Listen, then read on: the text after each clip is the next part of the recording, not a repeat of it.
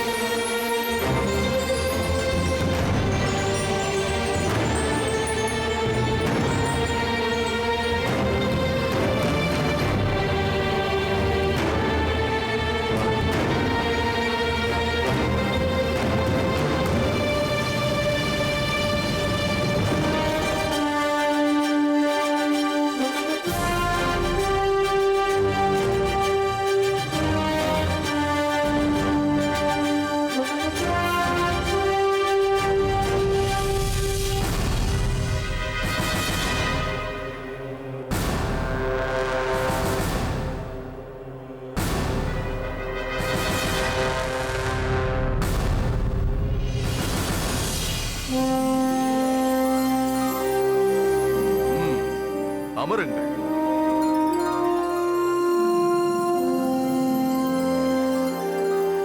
வான்முட்ட பறக்கும் மீன் கொடியை தரித்து பாண்டிய மண்டலத்தை அரசாளும் பேரரசர் பெருவழுதி பாண்டியர் வாழ்க வாழ்க. வேப்பந்தார் தரித்து பூவுலகை காப்பாற்றும் பாண்டிய மாமன்னர் பெருவழுதி பாண்டியர் வாழ்க வாழ்க. முச்சங்கம் கண்டு முத்தமிழ் வளர்த்த பாண்டிய குலத்தின் மாமன்னர் பெருவழுதி பாண்டியர் வாழ்க வாழ்க. அமைச்சர் பெருமக்களே, வீர தளபதிகளே, அரச பிரதானிகளே, அலைகடலே வந்து அடிபணிந்து நிற்க வடிபலம்ப நின்ற பாண்டியன் என்று புகழ் கொண்ட நெடியோன் முதலாக நெடிய வரலாறு காண்பது பாண்டிய மரபு. இரு பெரும் பிரளயங்களை கடந்து ஒரு பெரும் பேரரசாக நிலைத்து நிற்பது பாண்டிய மரபு. கடல் மூழ்கி முத்தெடுப்பர், கவி மூழ்கி தமிழ் வளர்ப்பர், கலிங்களிலும் மூழ்கி இருப்பர், கலைப்பலவும் வளர்த்ததொழு பாண்டியர் தம் மீன் கொடியின் பெருமைதனை யார் மறுப்பார்?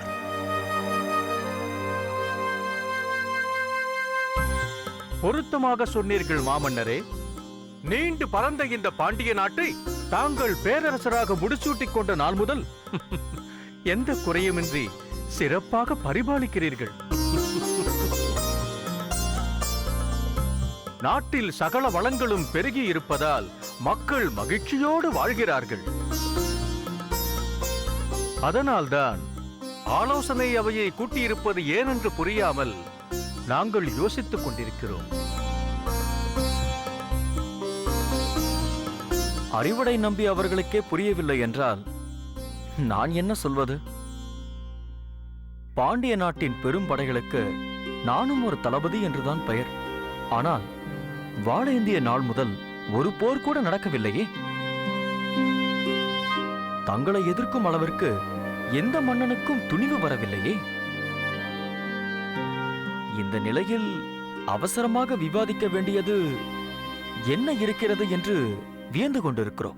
நமது ஒற்றர் படை தலைவர் அந்த வியக்கத்தக்க செய்தியை அவசரமாக அனுப்பியிருக்கிறார். சோழ நாட்டிலிருந்து மன்னர் கரிகால் வளவனின் மடலோடு நமது நாட்டிற்கு வந்து கொண்டிருக்கிறான் ஒரு தூதுவர்.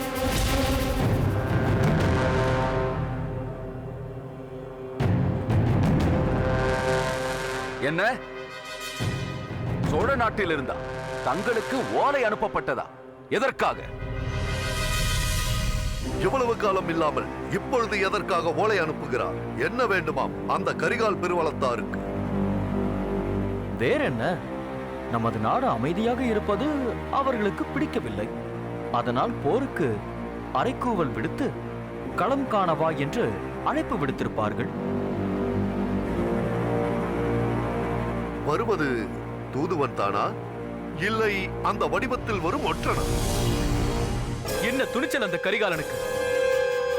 தானும் ஒரு பேரரசன் என்ற ஆணவம் அவனுக்கு.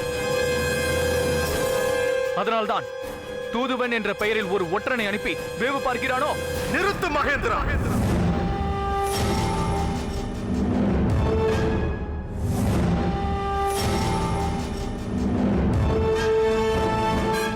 இது சான்றோர்கள் அமர்ந்து சீரோடு ஆய்ந்து தீர்மானிக்க வேண்டிய விஷயம். உன்னை எதுவும் கேட்காத வரை நீயாக எதுவும் கூறக்கூடாது.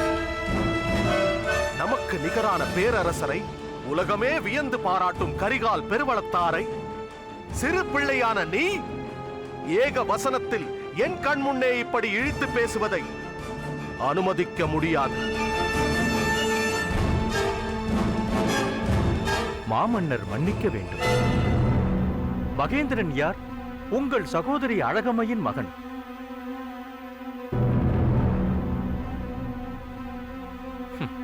தங்கள் மீது கொண்ட அன்பினால்தான் கரிகால் வளவரை பற்றி புரியாமல் பேசிவிட்டார். மன்னித்து விடுங்கள். இருக்கட்டும் அறிவுடையாரே, அதற்காக அவை நாகரீகம் தெரிந்திருக்க வேண்டாமா?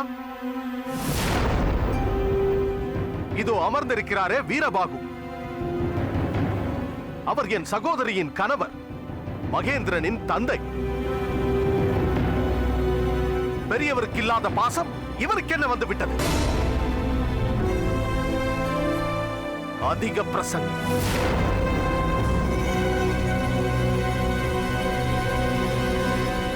சரி, தாங்கள் என்ன நினைக்கிறீர்கள்?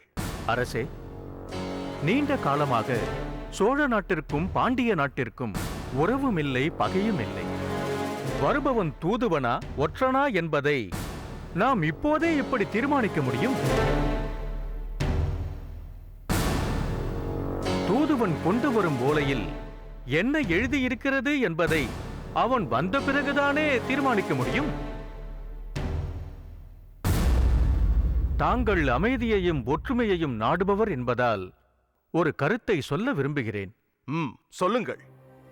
புலவர் ஒருவர் தங்களை போற்றிப் பாடிய புவிப்பாடலில் எல்லா மன்னர்களுக்கும் பொதுவானவை என சில உண்டு. ஆனால் தங்களுக்கு மட்டுமே சில அதிக சிறப்புகள் உண்டு.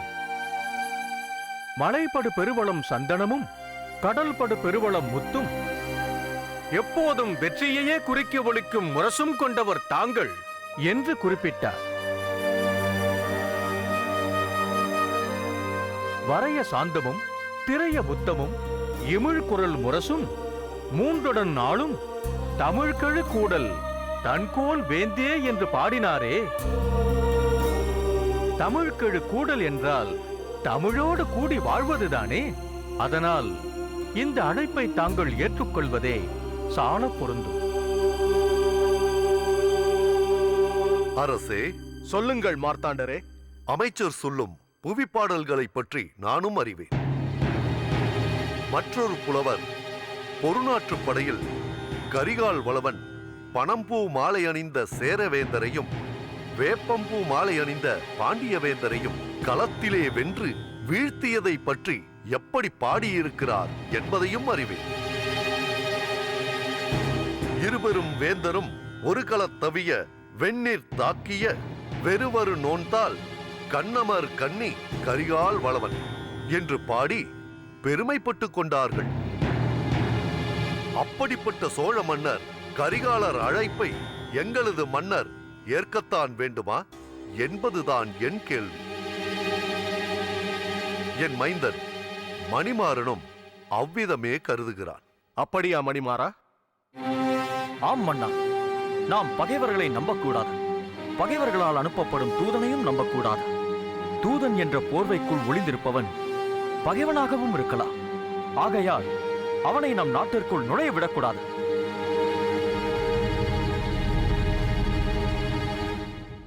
என்ன வீரபாகு, தாங்கள் ஏதும் பேசாமல் அமைதியாக இருக்கிறீர்கள்? நான் என்ன பேசுவது?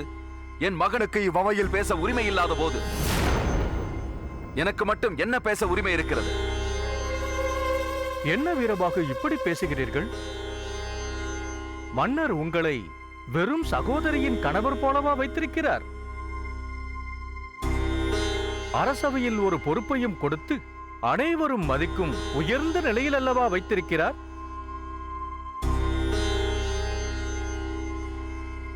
ஒரு தாய்மாமனின் நிலையிலிருந்து அல்லவா மகேந்திரனுக்கு அவர் உபதேசித்தார். இதை போய் தாங்கள் தவறாக நினைத்துக் கொள்ளலாமா? போதும் அறிவுடையாரே, போதும். இவை அனைத்திற்கும் காரணம் தாங்களும் தங்கள் மகன் செழியனும் தானே. நீங்கள் இருவரும் கூறுவதுதானே என் மனைவியின் சகோதரருக்கு வேத வாக்கு? சொந்தம் என்று கூறிக்கொள்ளும் வகையில் இங்கு எனக்கும் என் மகன் மகேந்திரனுக்கும் என்ன முக்கியத்துவம் இருக்கிறது?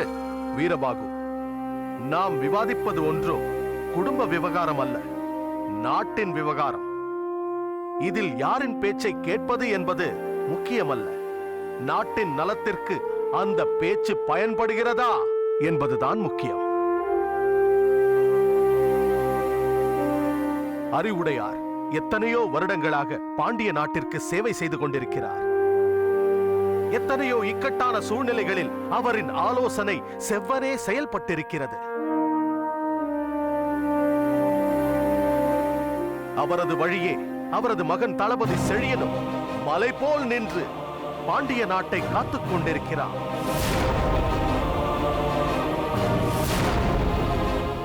இப்பொழுது அவன் இச்சபையில் இல்லாததுதான் மிகப்பெரிய குறை.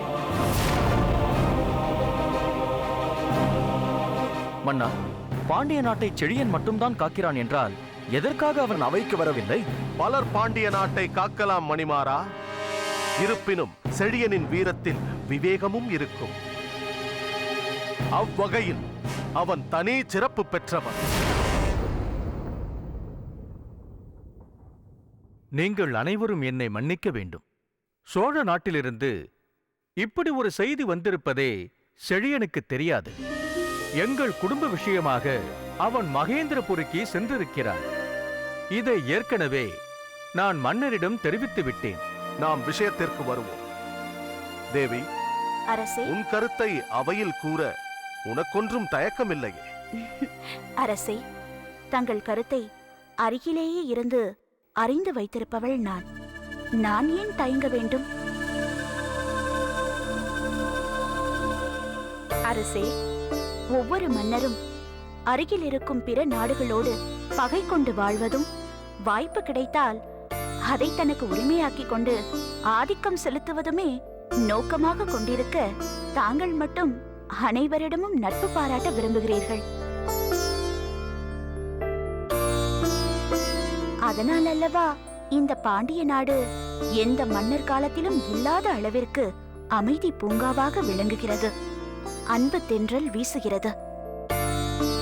இன்று இந்த தமிழகத்தில் இருபெரும் பேரரசுகள் தான் உள்ளன. இருவரும் ஒன்றுபட்டால் தமிழகம் சிறப்படையும். தமிழன் ஒன்றுபட்டால் உலகையே வெல்ல முடியும். அருமை தேவி, அருமை. அவையோர்களே, நீண்ட காலமாக என் இதயத்தில் இருக்கும் கருத்தைத்தான் பாண்டிமாதேவி கூறுகிறாள். கரிகால் வளவன் 16 வயது சிறு பிள்ளையாக இருந்தபோது எமது தந்தையான பாண்டியரும் சேரரும் 5 வேளிர்கள் இணைய வெண்ணிப் பரந்தலையில் போரிட்டார்கள்.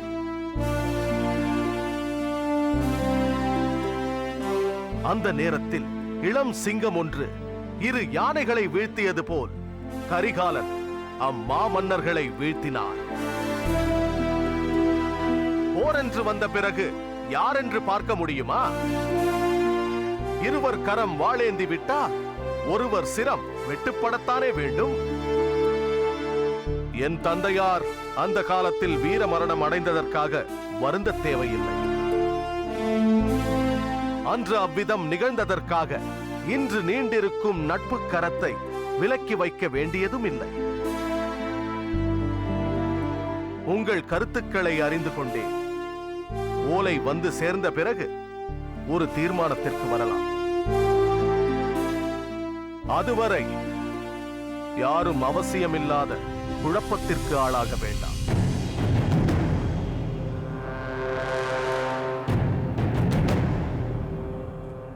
இப்போது அவை கலையலாம்.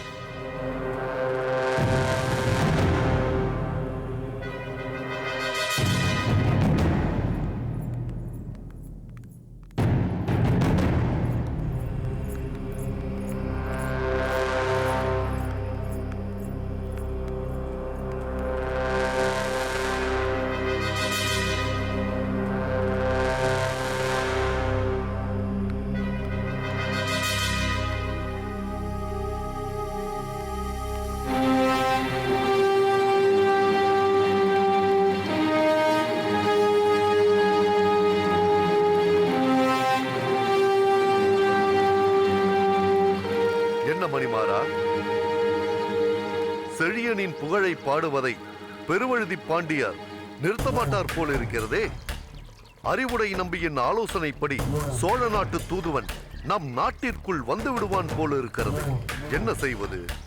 செழியனின் தந்தை அறிவுடை நம்பியின் ஆலோசனை எவ்வளவு தவறு என்பதை நிரூபிக்கிறேன். இதன் மூலம் செழியன் மீது மன்னர் வைத்திருக்கும் அனைத்து நம்பிக்கையையும் உடைத்தெறிகிறேன். அதெப்படி முடியும்?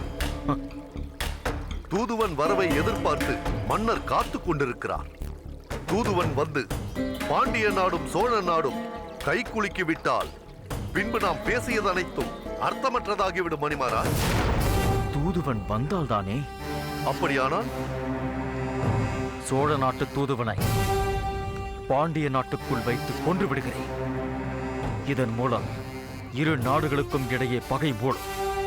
அறிவுடை நம்பியின் ஆலோசனையால் பெரும் கலவரம் மூண்டு விட்டதே என்று பாண்டியர் வருத்தப்பட வேண்டும். அறிவுடையாரையும் செழியனையும் என் நாட்டை விட்டே துரத்த வேண்டும்.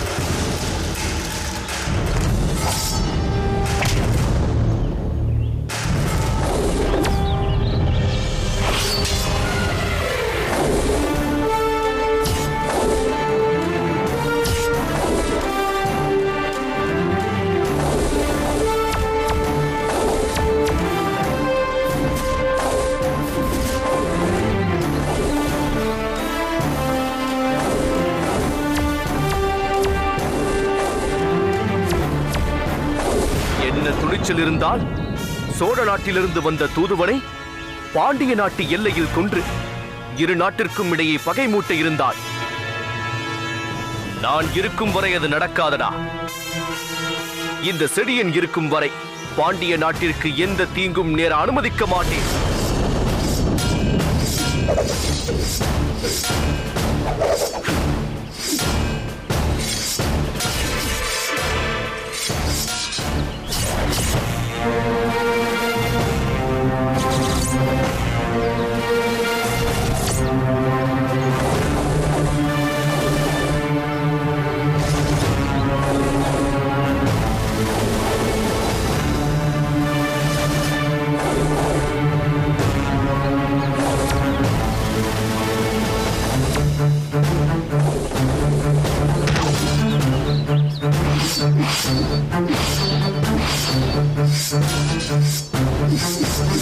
Thank you.